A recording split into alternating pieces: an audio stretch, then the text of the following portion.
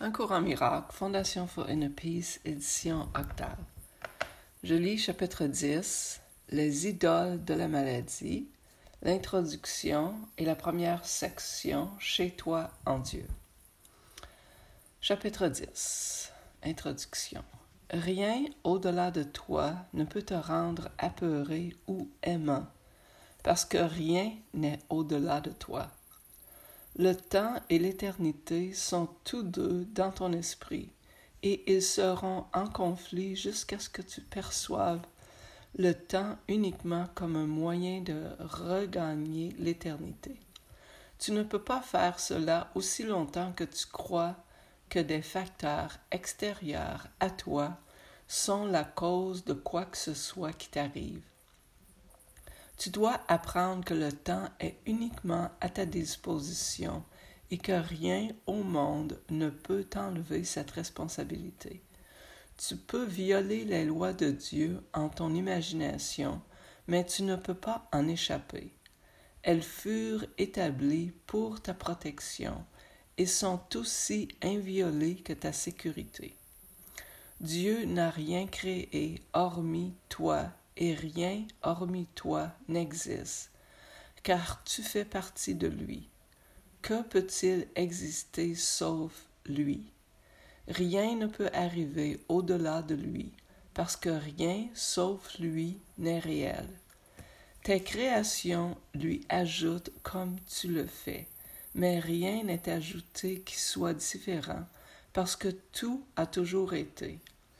Qu'est-ce qui peut te contrarier sauf l'éphémère?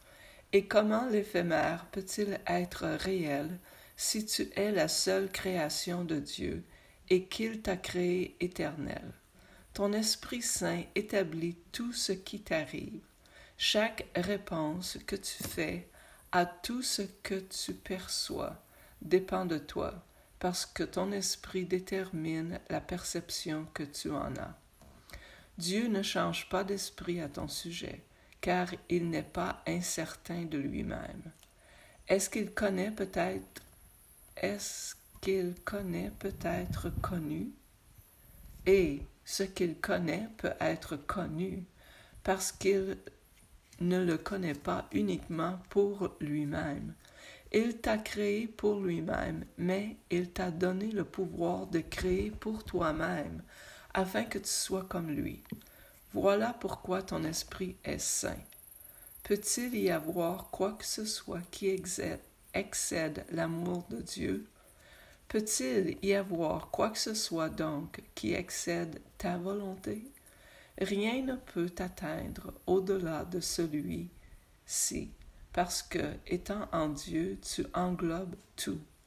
Crois cela et tu te rendras compte de tout ce qui dépend de toi.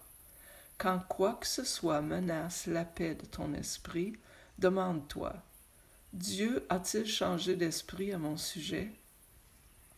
Puis accepte sa décision, car elle est certes inchangeable et refuse de changer d'esprit à ton sujet.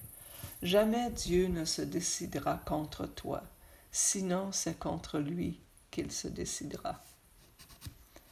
Maintenant, section 1, chapitre 10, Chez toi en Dieu. Tu ne connais pas tes créations pour la simple raison que tu te décides contre elles aussi longtemps que ton esprit est divisé. Or, il est impossible d'attaquer ce que tu as créé. Mais souviens-toi que c'est aussi impossible pour Dieu. La loi de la création est que tu aimes tes créations comme toi-même, parce qu'elles font partie de toi. Tout ce qui a été créé est donc en parfaite sécurité, parce que les lois de Dieu le protègent par son amour. Toute partie de ton esprit qui ne connaît pas cela s'est bannie elle-même de la connaissance, parce qu'elle n'a pas rempli ces conditions. Qui d'autre que toi aurait pu faire cela? Reconnais-le avec joie, car par là tu te rends compte que ton bannissement n'est pas de Dieu, et par conséquent n'existe pas. Tu es chez toi en Dieu. rêvant d'exil, mais parfaitement capable de t'éveiller à la réalité.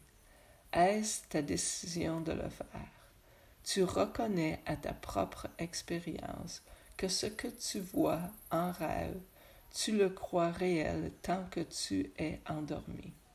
Or, dès l'instant que tu t'éveilles, tu te rends compte que tout ce qui semblait arriver dans le rêve n'est pas arrivé du tout. Tu ne trouves pas cela étrange, bien que toutes les lois de ce à quoi tu t'éveilles aient été violées pendant que tu dormais. N'est-il pas possible que tu n'aies fait que passer d'un rêve à un autre sans vraiment t'éveiller?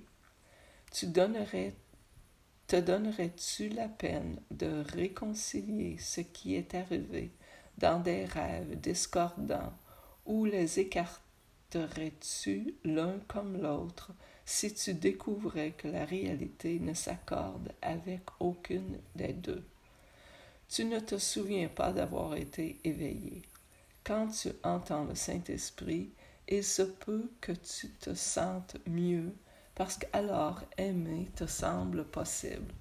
Mais tu ne te souviens pas encore qu'autrefois il en fut ainsi. Et c'est à ce souvenir que tu connaîtras qu'il peut à nouveau en être ainsi. Ce qui est possible n'a pas encore été accompli. Or, ce qui fut autrefois est ainsi maintenant.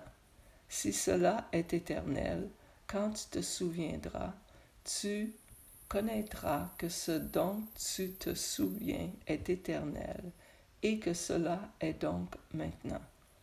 Tu te souviendras de tout dès l'instant que tu le désireras entièrement.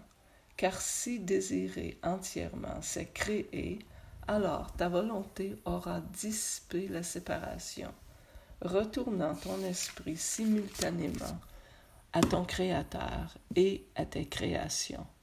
Les connaissant, tu n'auras pas le souhait de dormir, mais seulement le désir de t'éveiller et d'être heureux. Les rêves seront impossibles parce que tu ne voudras que la vérité, et étant enfin ta volonté, elle sera à toi. Merci.